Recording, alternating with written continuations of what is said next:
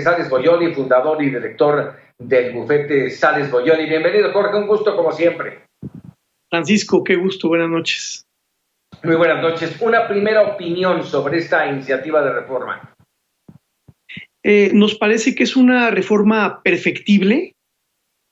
También nos parece que se está pagando una factura por los muchos abusos que hubo en materia de subcontratación, las factureras que están detrás, las subcotizaciones, las evasiones fiscales, pero creemos que es una reforma perfectible y también creemos que es una reforma que se presenta en un momento parcialmente desafortunado de la economía y del mercado laboral mexicano.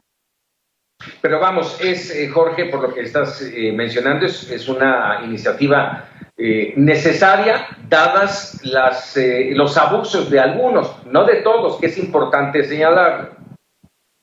Correcto.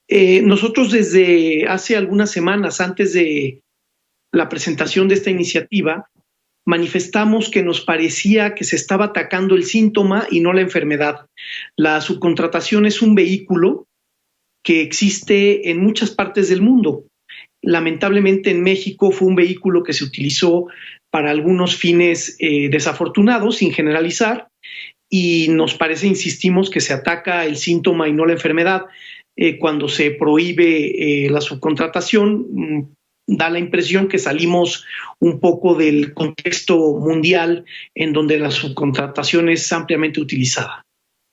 Vamos, ¿van a pagar justos por pecadores? En parte sí, pero como bien mencionabas al inicio, estamos hablando de 4,5 millones de personas en estos esquemas.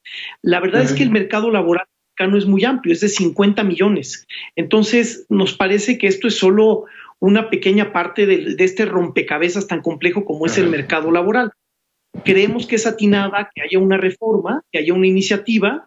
Nos parece que hay aspectos perfectibles como la entrada en vigor, como la necesidad de que se precise qué trabajos son especializados, porque los trabajos especializados no se prohíben.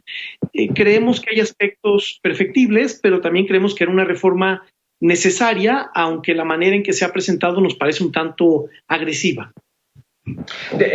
Ayúdanos a entender entre estos dos términos anglosajones de outsourcing e insourcing. Sí, en realidad hay que ir un paso antes, Francisco, muy breve. Sí. En México está regulada la subcontratación. En la Ley Federal del Trabajo no existe la palabra outsourcing. Lo que existe es la subcontratación y la intermediación laboral. En la subcontratación, lo que se provee, aunque suene un poco ruin, si me permites el término, la materia que se suministra en el outsourcing o subcontratación, que es el nombre técnico correcto, son personas. Lo que tú estás suministrando es mano de obra. Y en la intermediación laboral, tú lo que estás proporcionando es un servicio, por ejemplo, el servicio de seguridad, el servicio de limpieza, el servicio de mantenimiento, y por supuesto que para cumplir con ello se necesitan personas. Ambas figuras, intermediación laboral y subcontratación, están reguladas en la Ley Federal del Trabajo. Por lo que hace la subcontratación, el sinónimo comercial que se utiliza es el outsourcing. Y luego caemos en otro anglicismo que mencionas, que es el insourcing. Hay compañías que han creado sus propias empresas de subcontratación para no tener que contratar empresas externas de subcontratación, crean su propia compañía de outsourcing. Ya esta modalidad de compañías propias de outsourcing se les llama insourcing. ¿En ambos casos resultarán afectadas por esta iniciativa, Jorge? Sí, los abogados decimos que donde la ley no distingue, nosotros no debemos distinguir. Y esta iniciativa prohíbe el outsourcing y no distingue cuál. Y ni siquiera habla de outsourcing, habla de subcontratación. Dice que queda prohibida la subcontratación.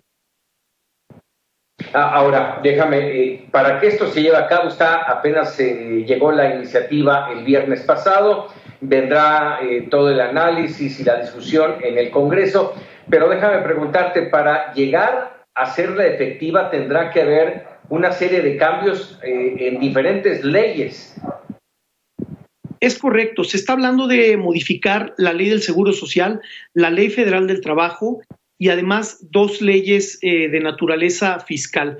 La ruta legislativa es una ruta que debe pasar por las dos cámaras al tratarse de una ley federal.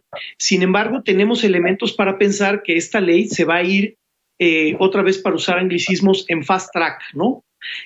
Simplemente la ley se presentó en la mañanera y ese mismo día, en la noche, ya estaba en una de las cámaras, en la Cámara de Senadores. Por lo que tenemos elementos para pensar que va a ir a una velocidad, pues como le gusta a esta administración, y además hay que tomar en cuenta que tienen mayoría en las dos cámaras. Nosotros estamos casi seguros que esta ley va a entrar en vigor antes de que termine el año, y esta es una parte de las críticas, Francisco. Para pasar de ser algo legal a ilegal, estamos hablando de transferir a 4,5 millones de trabajadores en números redondos, y la ley lo que dice es que al día siguiente de su publicación en el Diario Oficial entrará en vigor. Nos parece que hay que ampliar un poco lo que los abogados llamamos la vacatio legis, el periodo entre una publicación y una entrada en vigor. A ver, hay contratos firmados. ¿Cómo se va a cumplir, valga el término, con esos contratos si la ley entra y prácticamente los rompe? Bueno, esta es justo una de las críticas. Lo que tendemos que hacer muchos asesores es que seguramente vamos a tener que trabajar en estos días para irle ganando un poco la velocidad a la Cámara de Diputados y a la Cámara de Senadores una vez que esta iniciativa se publique. Hay distintas maneras. Se tiene que liquidar a los trabajadores, esta es una manera, y recontratar, o simplemente a través de una figura que se llama transferencia de personal, donde a los trabajadores se les cambia el nombre y la personalidad de quien es su empleador. Pero todo esto es a marchas forzadas, y hacerlo a marchas forzadas puede tener afectaciones tanto para las empresas desde un punto de vista operativo.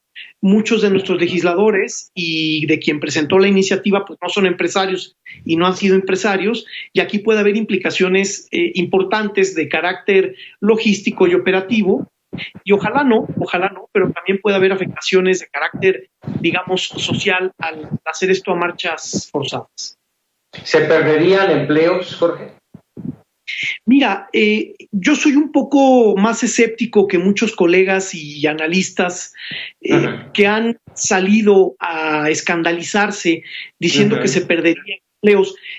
Yo no tengo elementos para pensar que se perderían empleos, pero sí me parece que es probable que a la hora de transferir personal haya trabajadores o empleadores que se muevan al sector informal. Siempre es muy fácil moverse al sector informal. Es muy atractivo y muy seductor el mercado informal en México, y hay evidencia de lo fácil que es moverse del mercado formal al informal. Creo que eso sí puede pasar.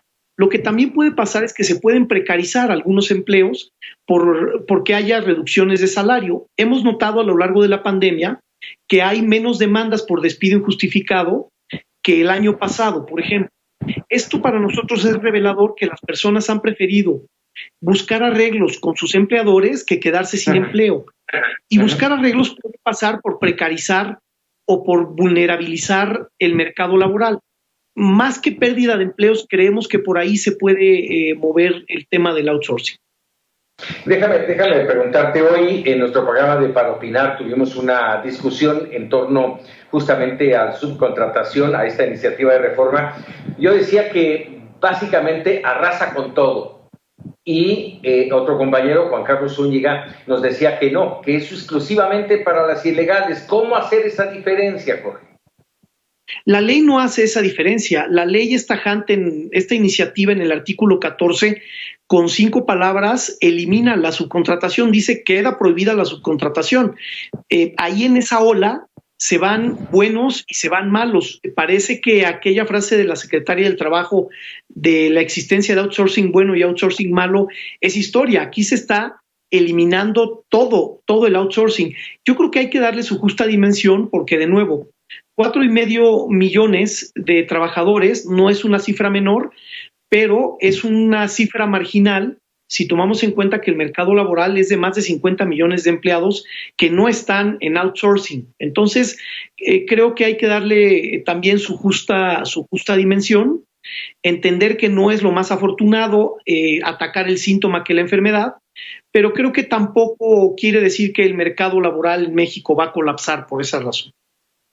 Déjame por último preguntarte, Jorge, esta iniciativa de alguna manera impacta en lo que le llaman la participación de los trabajadores en las utilidades, el llamado PTU. Correcto. Una de nuestras propuestas es que ahora que va a estar en Cámara de Diputados y Senadores esta iniciativa, se logre subir a la discusión también el pago de la participación de los trabajadores en las utilidades de las empresas, que es una prestación ya obsoleta en el mercado mexicano. La forma en que se calcula es de hace casi 100 años. No está vinculada a la productividad. Muchas empresas utilizaban o utilizan todavía la subcontratación como una forma de regular el pago de la PTU al tener hoy una fórmula obsoleta de cálculo. Creemos que es un buen momento para que, como la otra cara de la moneda, junto con la subcontratación, se modernice la forma en que se paga la PTU. No nos oponemos a que se pague la PTU. La única forma de generar riqueza es con el trabajo humano y vemos legítimo que se reparta la riqueza, pero la fórmula que hoy existe para repartir la utilidad es totalmente obsoleta. Si se quisiera incentivar o desincentivar la subcontratación, una buena manera de hacerlo sería cambiando la fórmula de la PTU también. Caray, pues vaya tema, todavía hay muchos días para seguirlo discutiendo y esperando pues resultados positivos en términos generales para México y para sus trabajadores y sus empresarios. Efectivamente, y lo dices muy bien, hay que discutirlo, hay que ponerlo en la discusión, hay que escuchar a todas las partes involucradas. Yo creo que esa es la manera en cómo la democracia se manifiesta, ¿no? Así es, Jorge Bayoli, te agradezco mucho. Gracias, buenas noches.